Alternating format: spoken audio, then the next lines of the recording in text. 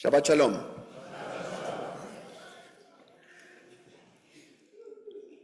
Nathan Sharansky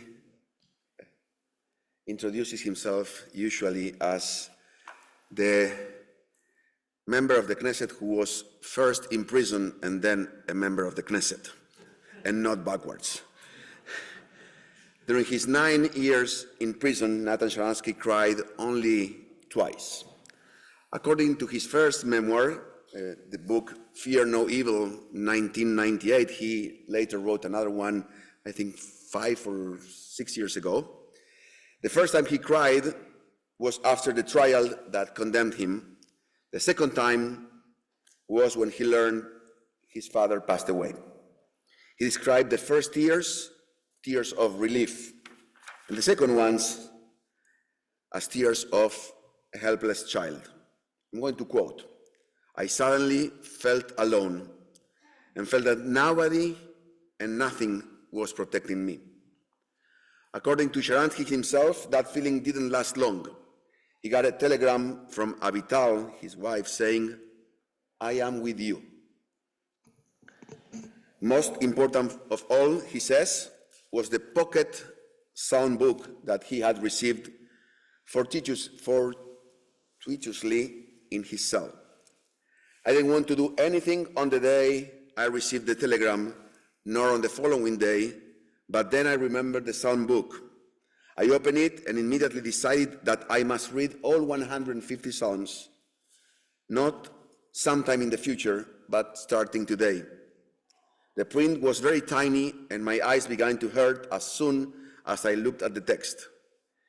Ignoring the pain, I began to copy the psalms in large letters onto a sheet of paper, which took at least an hour for each one. After giving my eyes a long rest, I began translating. At first, I couldn't see a thing. The problem wasn't just the words, for I knew many of the roots and could guess at many more. But it was something difficult to understand where one sentence ended and the next one began. I was so unfamiliar with many of the Hebrew forms and expressions, but I pressed on to the next psalm where I found certain words that had appeared in the previous one, whereupon I compared and analyzed them. I can't say that I understood the psalm completely, but I sensed their spirit and felt both, the joy and the suffering of King David, their author. His words lifted me above the mundane and directed me toward the eternal. I especially liked Psalm 23. Though I walk through the valley of the shadow of death, I will fear no evil, for thou art with me. Who was thou? Avital, Israel, God? I didn't try to narrow it down. And Psalm 27 was a particular comfort to me. Do not forsake me, do not abandon me, O God, my deliverer.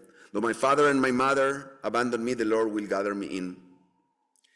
End of the quote of his book.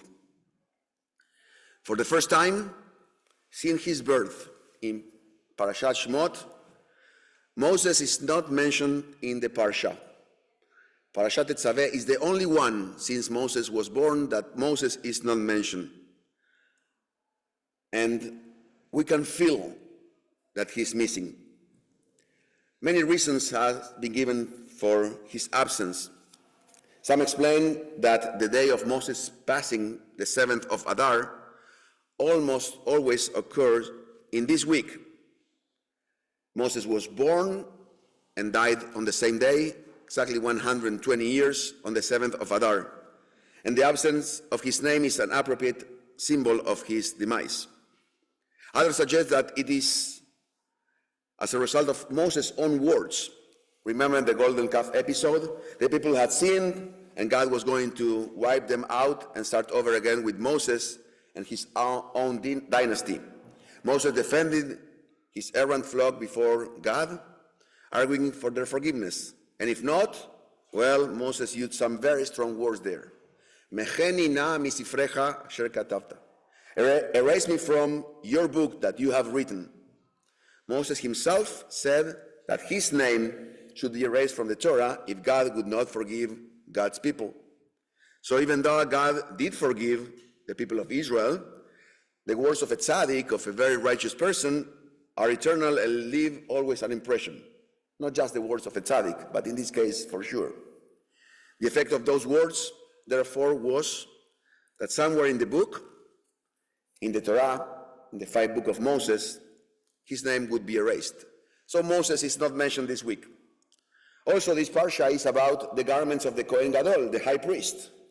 And the reality is not Moses' prime time, but it's Aaron's prime time.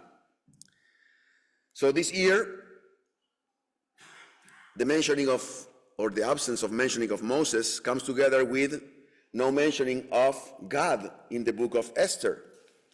The only book in the whole Tanakh, in the whole Bible, where there is no reference to God is the book of Esther.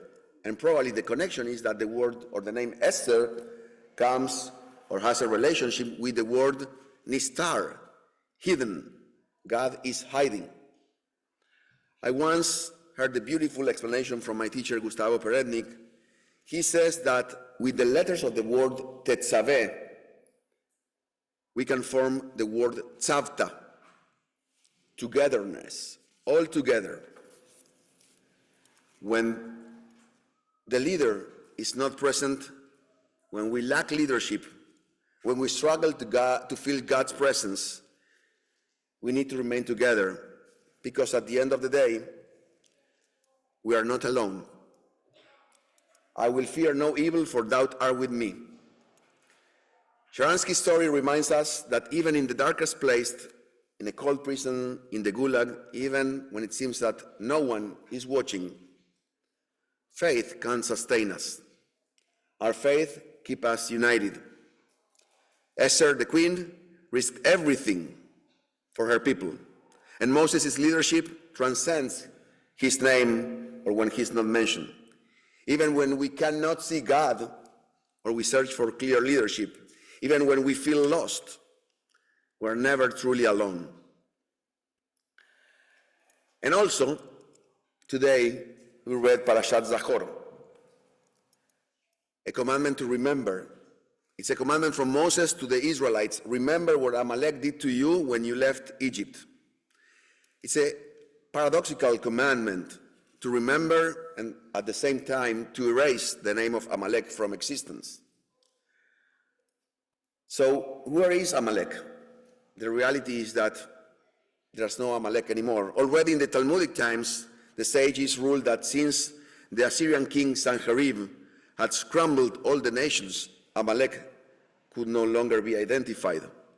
But the commandment to remember is still intact, even though Amalek is not present. So the three things come together: the absence of Moses, the absence of God in the name of Esther, and the impossibility to identify Amalek. So let us remember those who were there for us when we most needed. As Sharansky said, was it Avital, Israel, God? Was it our family and friends? Was it God's presence we felt when times were dark? Was it the shared fate of the people of Israel that made us feel we are not alone? When we felt alone, someone made us feel, I will fear no evil, for that are with me. Dear friends, we are living in challenging times.